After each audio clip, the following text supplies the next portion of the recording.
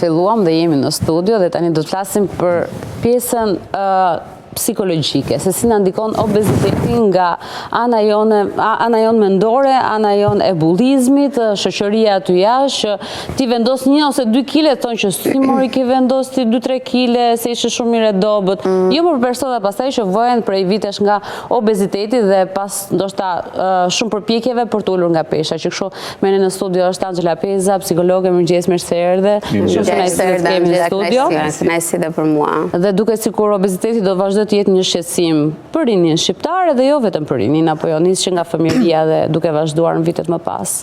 Në fakt, stili të ushqyerit tregon shumë edhe për personin edhe për mënyrën se si ai e zhvillon përditshmërinë e tij edhe jetën e tij. Është shumë e rëndësishme ajo çka ne ham, sepse ne jemi çka ham, thonë gjithkohës dietologët. Ju pak më parë kishit edhe dietologën këtu, edhe shumë gjëra i kuptuat, por mirëqenia psikologjike dhe fizike është gjithmonë e ndërlidhur dhe e gërshetuar me njëra tjetrën. Një nga gjërat që ne shpeshherë themi kur kemi të bëjmë qoftë me çrregullimet e të ngrënit, qoftë me stilin e të jetuarit, ne shpeshherë e hulumtojmë këtë gjë dhe e shikojmë se si ecën si proces bashkë me individin. Çrregullimet pa dalur pak te obeziteti, çrregullimet e të ngrënit siç janë anoreksia dhe bulimia, apo perfeksionizmi neurotik që kemi ne për çështje trupore, apo çrregullimi dismorfik i trupit që janë krejtësisht profesionale. Kur ne reklamojmë gjatë gjithë kohës që ne duam që të jemi elegant, po të ngjajmë bukur, po mos na thotë njëri, po ti çfarë ke që je shëndoshur kështu? Sa ti vreta, jo? Si je shëndoshur kështu?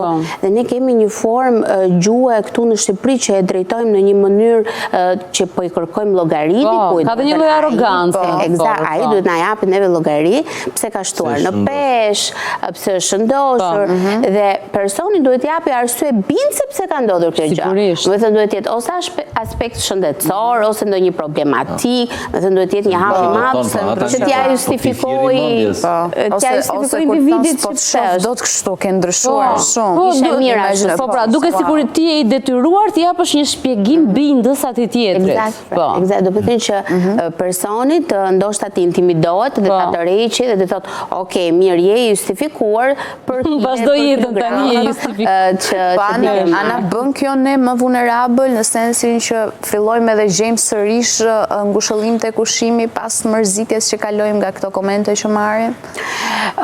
Është diçka, Romin, që pjesa e shëndetit lidhet ngushtësisht me vetvlerësimin e individit.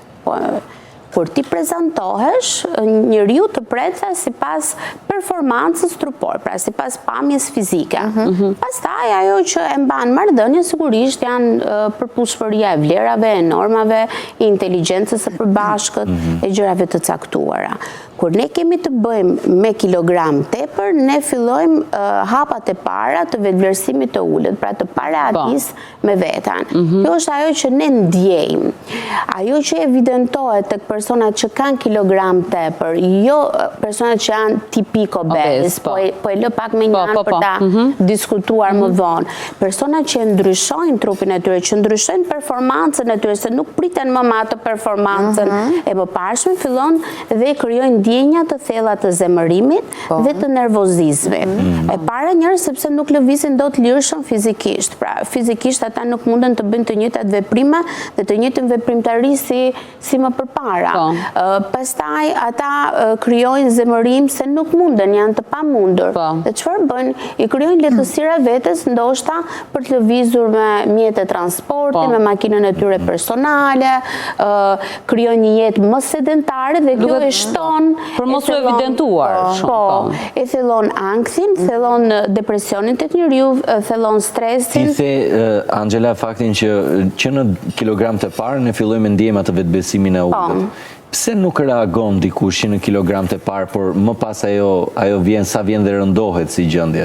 Në aspekt psikologjik. Po, ajo të merr përpara. Në fillim, kur ndryshon masa, ty fillon. Ajo të merr përpara, ti mendon se mund ta kontrollosh, siç kontrollon gjërat e tjera, dhe për fat të keq kjo gjë nuk kontrollohet dhe shkon, sepse thash, nis që ti që në fillim do të lëvizësh me mjetet transporti, nuk ke më atë fizikun tënd për të lëvizur. Dhe çfarë ndodh, pasi ndodh pjesa që ti lëviz kështu, jeta bëhet më sedentare. Ti bëhesh më i mbyllur. Nëse dikush të thotë, hajde për shembull bëjmë lojë me tenis ose hajde të bëj një veprimtari që ka një përmbajtje fizike pak më aktive.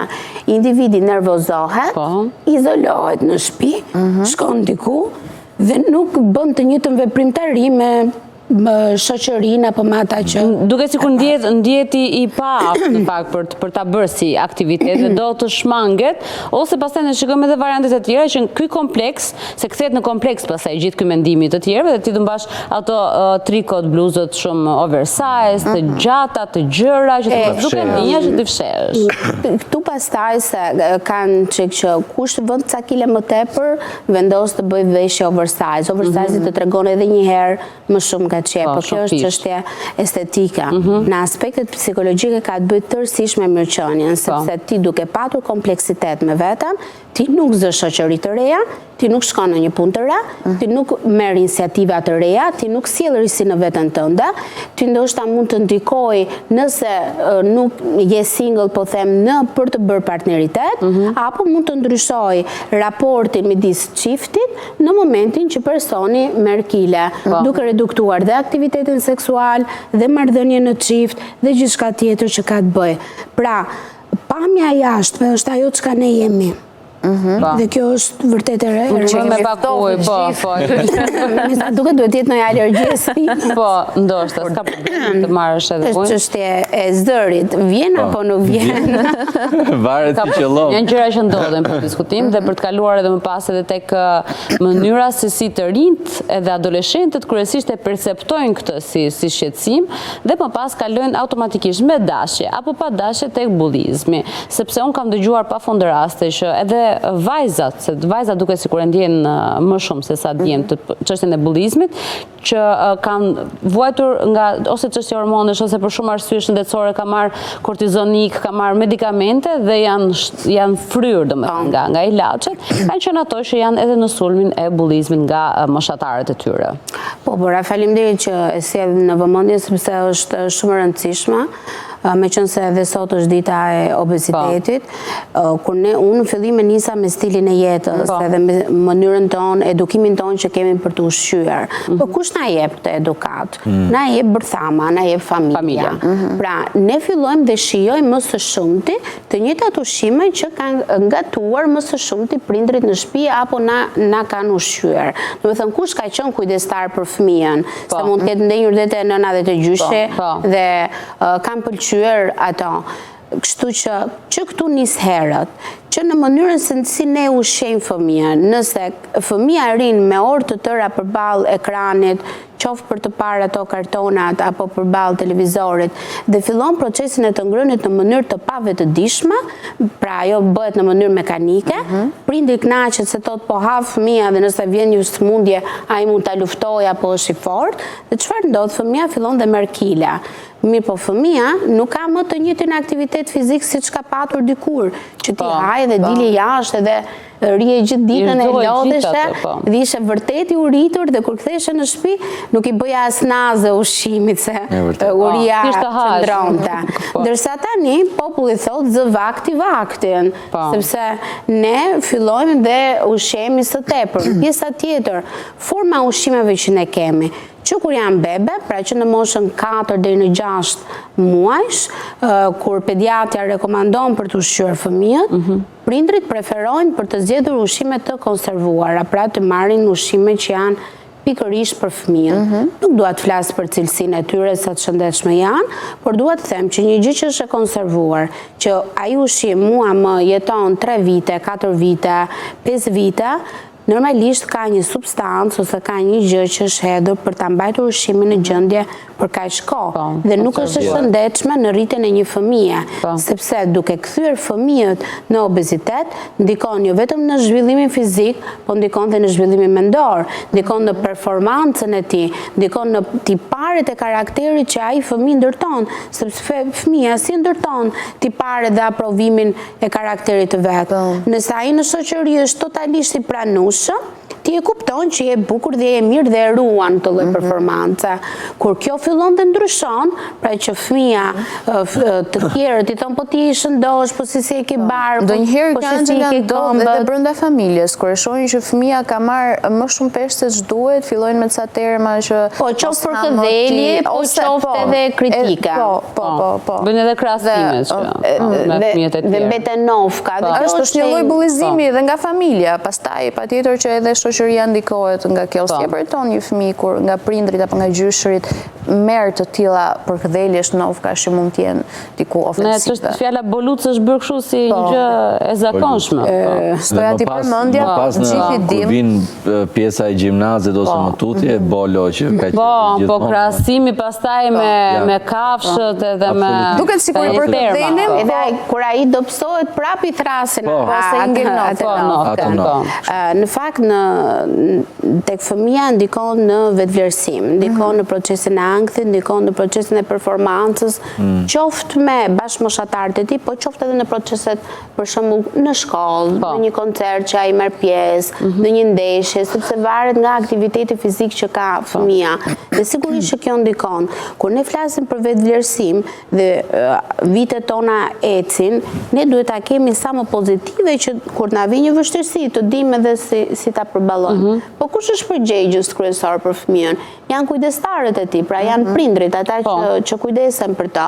Kush ta mëson ty stilin e edukimit? Kush të mëson shijen? Prindit, sepse të paktën në 10 vitet e para të fëmirisë janë kaq shumë të rëndësishme për njeriu, për çdo gjë që e përfaqëson ata. Dhe ne si psikolog, gjatë gjithë terapisë tonë, vërvitemi ku të ato 10 vitet e para të fëmirisë, si ata kanë qenë, çfarë kanë ndërtuar dhe çfarë janë. Ju Bora përmendet pak më parë dhe the që tek femrat është pak më e evidentueshme. Duket sikur.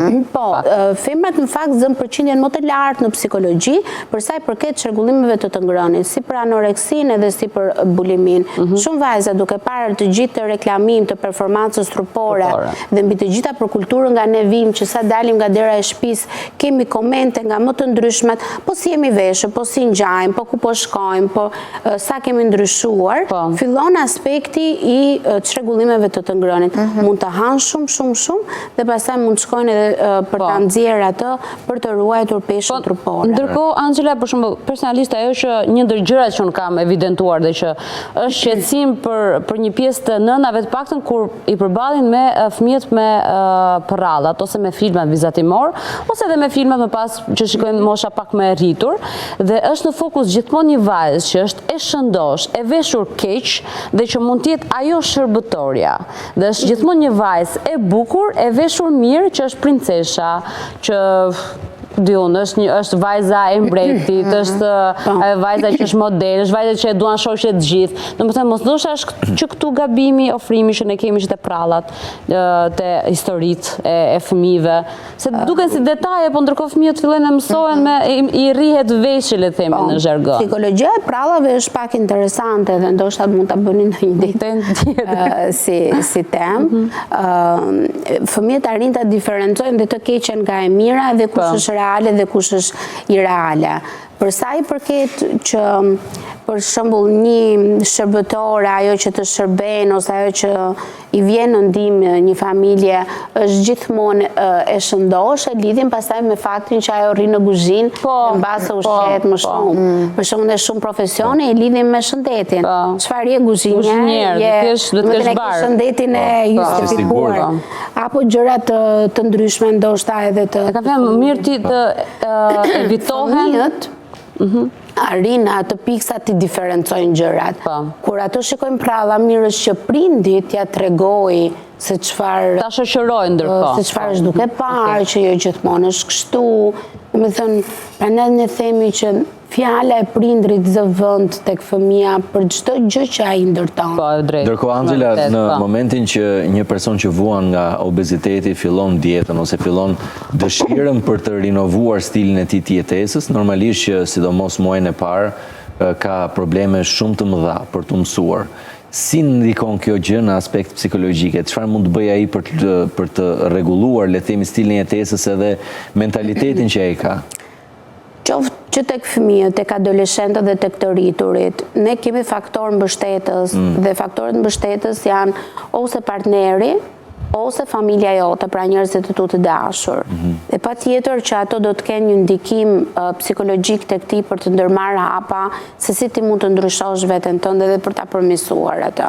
Nëse ato do të thonin që, shiko, kemi një situatë jo të mirë, ti je duke vuajtur nga pjesa e shëndetit, nuk po bën dot lëvizjet, nuk po të përbien me rrobat, nuk po pëlqesh më ndoshta në grup, ose mund të përmendë një histori që ata nuk janë ndjerë mirë, dhe mund ta rekomandoj duke ndryshuar dietën e tyre, duke arritur një, po themi, një aktivitet fizik që është i shëndetshëm për fëmijën apo për të rriturin, duke arritur një stil tjetër jetese. Pra, faktorët mbështetës janë ato që ndihmojnë. Po edhe të hequrit dorë nga ushqimet që ata janë mësuar duke ngrënë gjatë gjithë kohës, ajo konvertohet në stil jetese. Po prap i lënë në pagjumësi.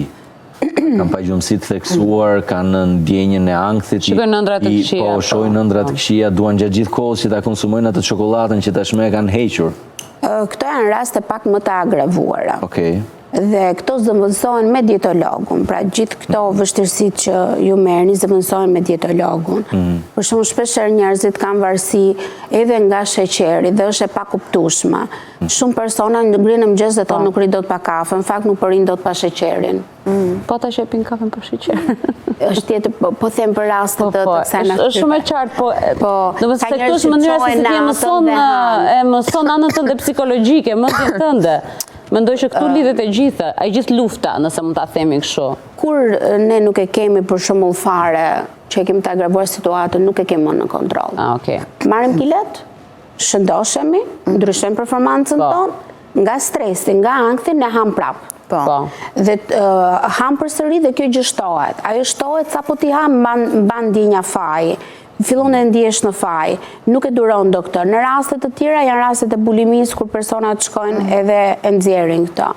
Natën stresohen, mund shikojnë Instagram, në rrjetet sociale, gjithë njerëzit që kanë performancë trupore të mirë, mund të stresohen, trupi ka nevojë ndoshta për atë sheqerin, ka nevojë për ushqim, ti e do ndjesinë e stomakut të jetë i mpingopur dhe i rënë, ngrihesh natën dhe ha përsëri. Dhe kur kjo konvertohet kështu ditë pas dite në mënyrë të shpeshtë, ne kemi forma obsesiv kompulsive të individit për çështjen e të ngrënit. Pra, ajo kthehet në çështje obsesioni. Sa kemi ne që themi, kur jam i stresuar ha shumë, ose kur jam i stresuar mund mos ha gjithë ditën, nuk më shkon më për ngrënë. Prandaj thash është e lidhur shumë ngushtësisht procesi i të ushqyerjes dhe të ngrënit me anën psikologjike, sepse ne kemi të bëjmë me stilin e jetesës dhe me mënyrën se si individi e përballon stresin e tij, si e përballon një situatë të vështirë, ku e bën kompulsion e vet, për shkak të obsesioneve të mendimeve, e bën kompulsionin e tij të ushqimit, e bën duke bërë scroll në celular, e bën duke bërë një veprim tjetër, po ajo është kompulsion sepse obsesioni qëndron në mendjen tënde. Shumë e drejtë. Obeziteti sot, vitet e fundit, paktën këto ndoshta 30 vitet e fundit, është shumë në masë edhe për shkak të mënyrës se si ka ndryshuar cilësia e ushqimit. Ne obezitetin e kemi pas hasur në vendet e Amerikës, pra në vendet perëndimore thonim që atje ka shumë obez, atje sepse ushqimi është vetëm këto fast foodet e shpejta, kanë statistika të tjera, ndërsa këtu në Shqipëri neve jemi post-komunistit. Para ku të gjetin? Para nuk ishte, sepse dhe mënyra ushqimit ishte shumë e mirë, po ishte aktiviteti fizik fizik.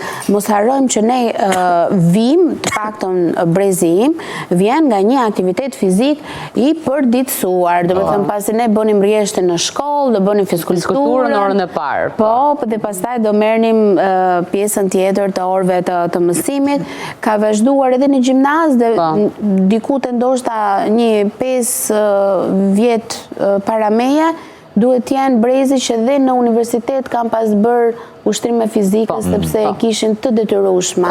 Dhe mendo se sa mirë dhe sa shëndetshëm i mbante njerëzit dhe të mbante larg sëmundjet. Edhe ne thoshim ç'duam ne në gazetari të bëjmë kështu edukim fizik.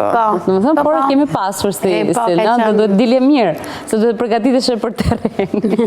Dhe ishte shumë gjë e mirë. Angela, faleminderit. Faleminderit shumë. Ishte shumë kënaqësi. Kënaqësi, normalisht temat asnjëherë nuk mbarojnë. Po, sidomos diskutime të tilla, por gjithsesi këtu jemi dhe do flasim. Një kujdes i shtuar duhet nga prindit për mënyrën se si i edukojnë fëmijët e tyre për të ushqyer. Dhe mos edhe një porosi e vogël se më erdhi tani në fund. Të gjithë ata që shkojnë në punë, të mos kompleksohen dhe ta marrin ushqimin me vete. Ti çojnë fëmijët në shkollë, të shkojnë me ushqimin me vete. Ku ka gjë më të mirë se të hash shëndetshëm dhe të hash bukën e shtëpisë. Nuk do të thotë që ti je i pasur se e blen ushqimin jashtë apo je avangard se e merr ushqimin jashtë. Që këtu fillon edukimi mbi ushqimin.